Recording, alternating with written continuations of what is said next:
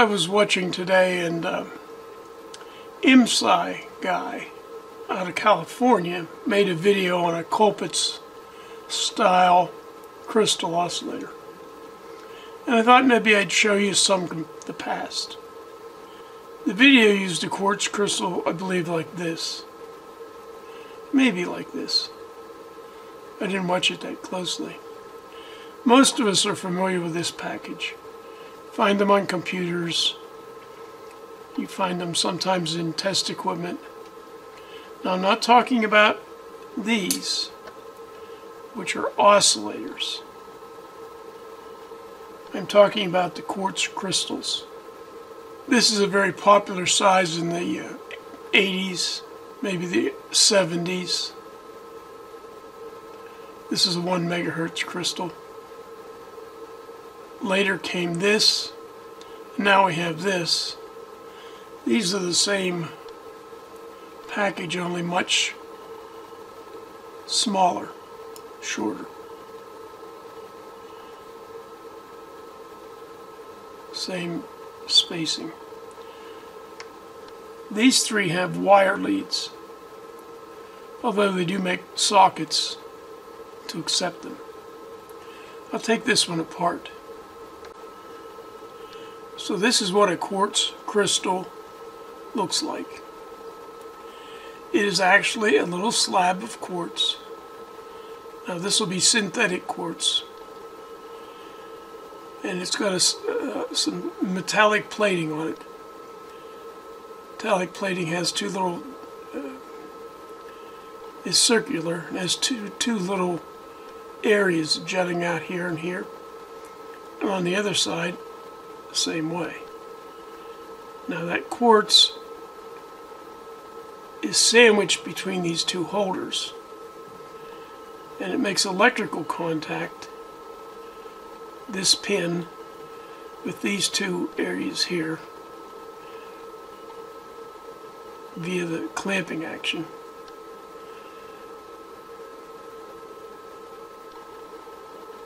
Now I think this little dab of solder probably came from my desoldering. Although you could put a little dab of solder on here, or a pencil mark, to lower the frequency. In any event, this is a slab of quartz crystal. It's probably only a few thousandths thick, and it's about a ½ an inch in diameter. A little more than a ½ an inch.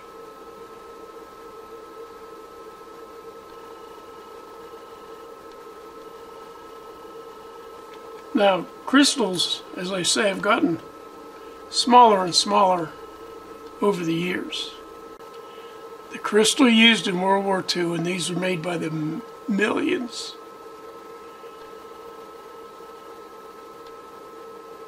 looked like this. This is not necessarily the frequency of operation of the crystal. This crystal, and you're given an assortment if you're a radio operator, at least 45, maybe more, 100, oscillates at some smaller frequency and is mixed or multiplied to get to a transmit frequency of this. So the operator was not interested in the frequency of the crystal itself. His goal was to obtain an output of this or tune the receiver to this. The military was big on crystals in World War II. They didn't use tunable transceivers or transmitter-receiver combinations. They would put a crystal in the receiver and a crystal in the transmitter. Okay, no tuning. The Navy preferred master oscillator sets where you tune the dial. But the Army, Marine Corps, of course, and the people in the airplanes all used crystal-controlled radios if they could.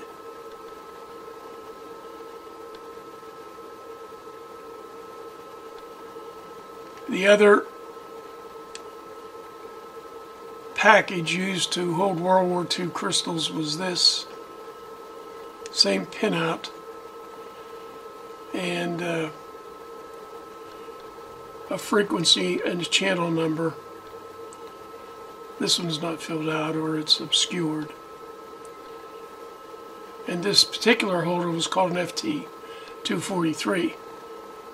So let's take a look inside.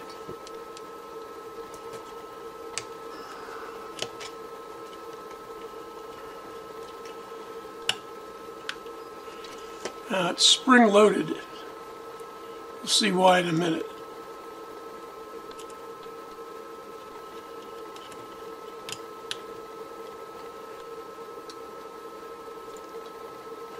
So we have a rubber gasket and a spring pushing down on a metal plate.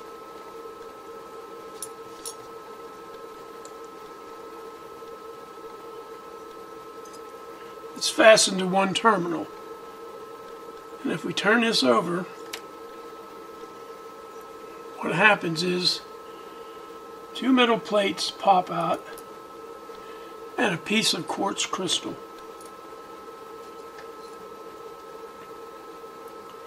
So you see what we have here? We got two copper colored plates and a sandwich of two plates, and if you look carefully you'll see just the corners are bent downward or upward, so that it holds the quartz by the corners. So the center of the quartz is sandwiched between these two pieces of metal. And it's free to vibrate because these are not touching.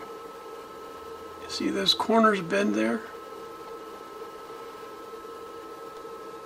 Those corners are bent ever so slightly. And there's a space between the plates.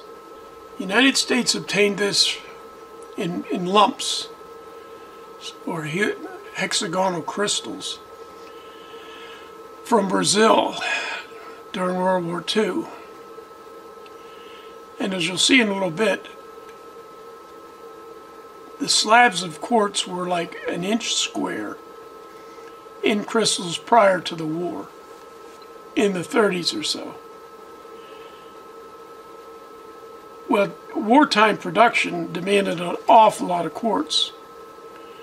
So instead of using 1-inch square slabs of quartz, they used 1/4-inch square, which would allow them to make 4 times as many crystals. An amateur radio operator might have one of these crystals. They were cheap as dirt after World War II. And if the frequency was not satisfactory, you take a graphite pencil and draw lines on this, which would lower the frequency. This thing's vibrating at 7 megahertz, and adding a little bit of mass slows it down. Or you can take this slab, put it on a piece of window glass with a little bit of toothpaste, just a little bit. Lay this on top of the toothpaste and then rub it around on the glass, holding it with your fingers in the corners, in the center, trying to thin it out a little bit. Take a look inside one of these crystals.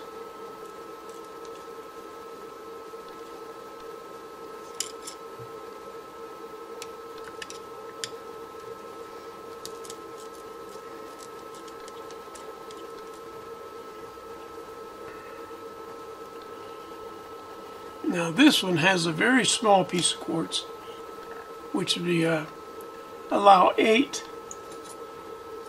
pieces rather than 4. So this is a late war or maybe Korean era crystal. This was definitely a World War II crystal.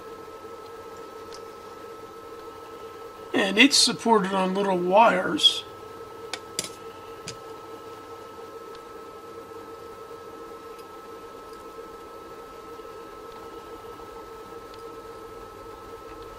And the quartz is just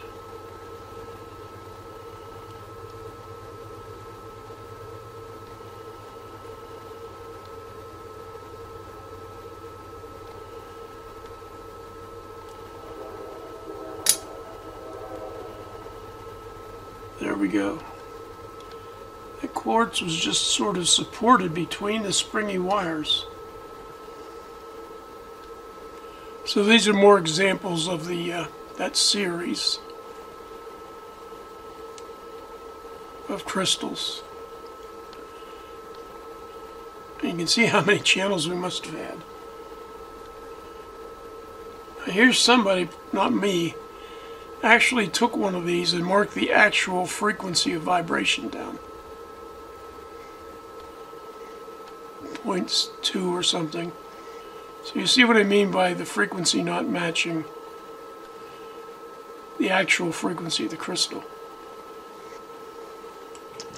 Then we have some much older crystals. This is a World War II, actually marked with the crystal frequency. Channel's been obscured. This is for the BC 610. And you can see there they are. If these crystals were in a box, you could go and pick the frequency out. Now this is the frequency of the transmitter. The 610 was a pre-World War II, I believe, Hammerland transmitter that was adopted and used by the Army.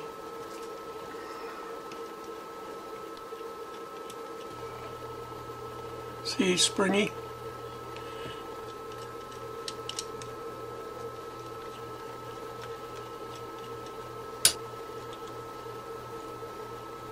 Springs apart.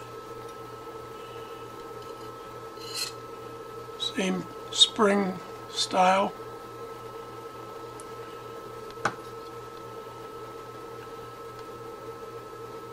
We've got a little brass plate. We've got our square metal disc, and beneath it will be a slab of quartz.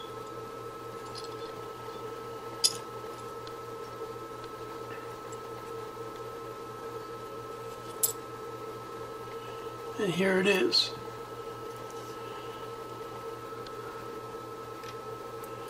It's a little bit bigger, it's 3/4 of an inch. But this would have been very early in World War II. As I say, I believe the 610 was a civilian transmitter in existence before World War II started. Somebody would correct me on that.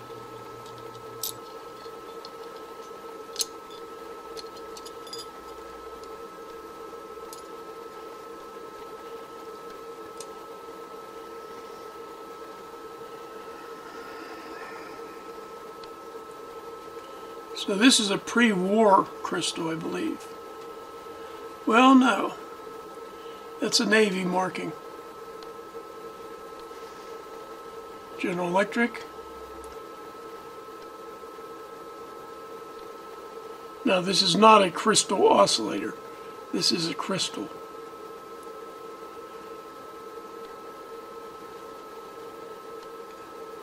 Here's one from Scientific Radio Products. Channel B.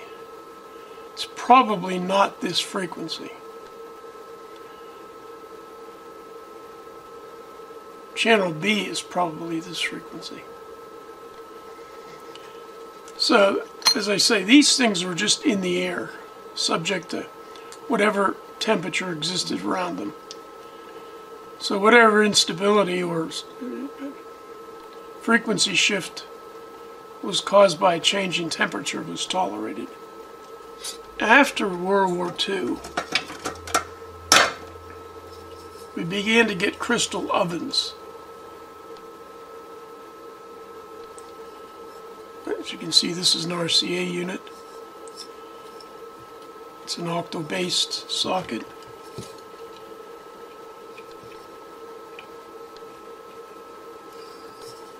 I guess I've had it apart before. So what we have here is a metal chamber. These two wires come out of it. There's probably a heating element right here, or a thermostat maybe, and a heating element under this jacket. I believe this is actually a layer of wire. Little tiny strands of wire.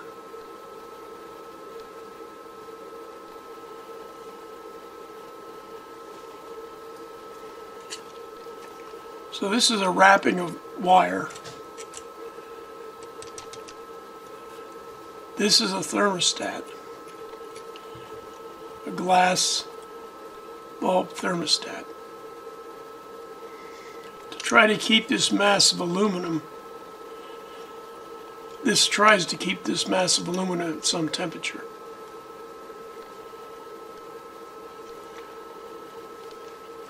And inside of the mass of aluminum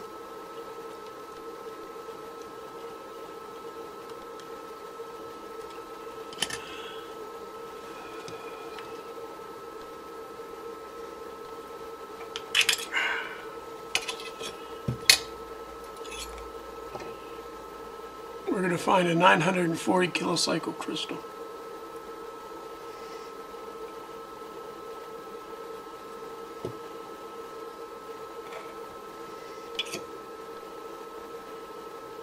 Socket, a big chunk of aluminum to hold the heat, a heating coil around the outside, and a glass bulb thermostat inside.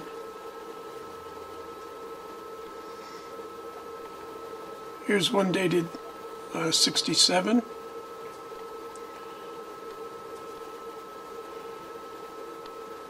It's 1 megahertz.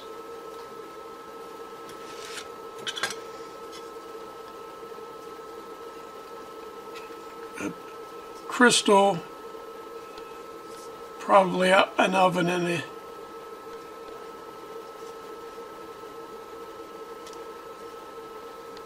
heater and a block of styrofoam. Not so much mass, but much better insulation.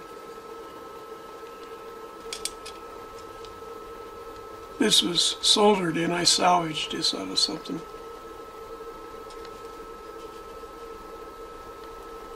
$1966.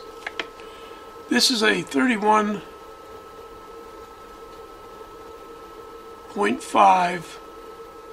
kilohertz crystal. You could divide this by 2 and get 15,750, and then you could divide it a whole bunch down and get 60 hertz. And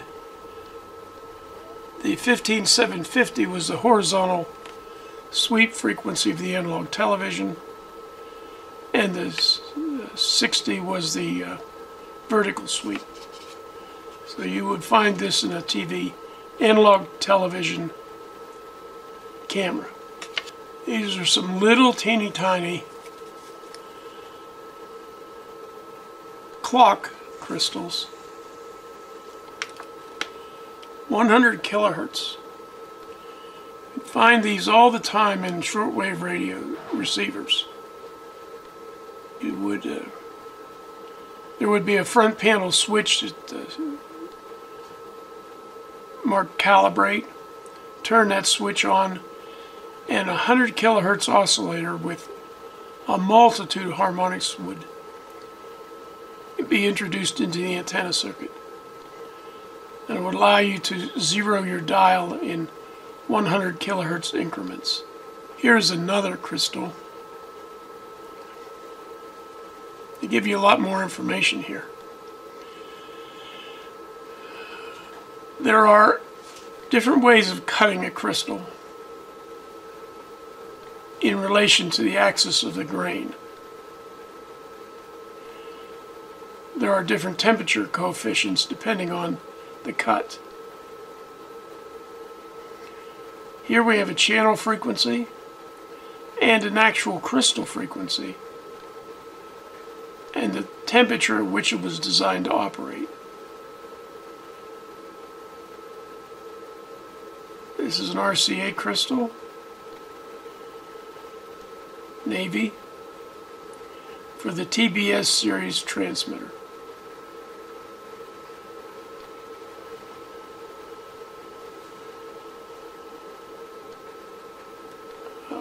A glazed baked ceramic holder, and probably the same thing. This is a filtered air vent.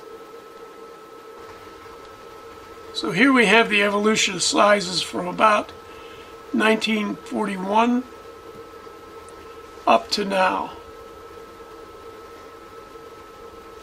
And really we should include that little fellow.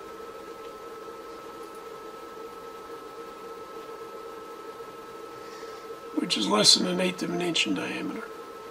I guess I should hold this up. This is a Biley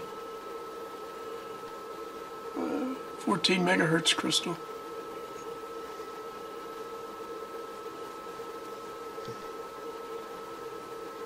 Three-quarter inch. Yeah, 3/4 inch pin spacing.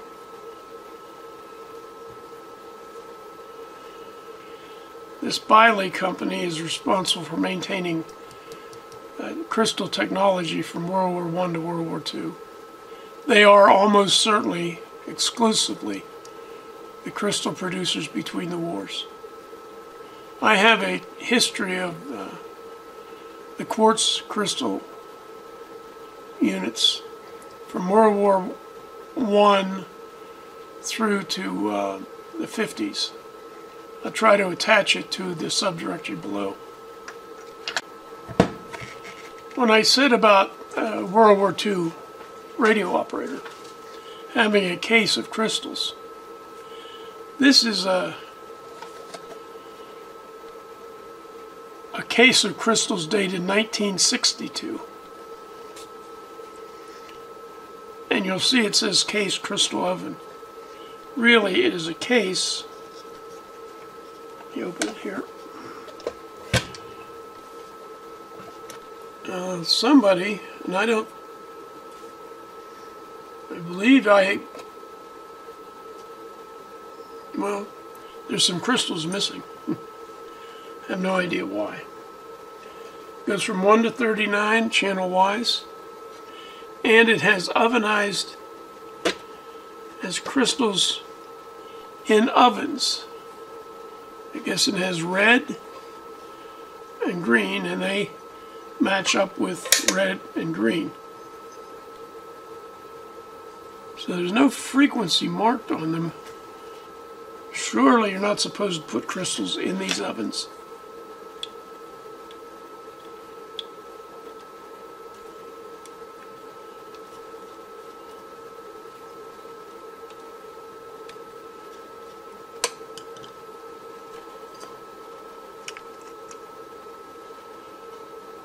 By God, you are.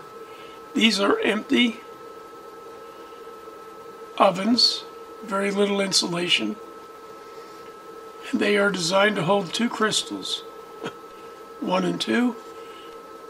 We have a copper wraparound thing here, and the heating elements in between the copper. And what you would do is plug your crystal in here, and that's why there's room for 2, channel 1 and channel 2. Which you couldn't pick out channel 1 and channel 6 and say, right, put this one in here and this one in here, and then you wait 1 channel 1, 2 channel 6. When I was in the military, our radios were crystal controlled with dozens of crystals, but we never saw them. We had a channel switch. The guy in the field can't be expected to do things like set a dial to a certain frequency. I guess these are all empty. Well, they would be empty because they haven't had channel numbers written on them. So with digital dividers and phase-locked loops, all of this went out the window.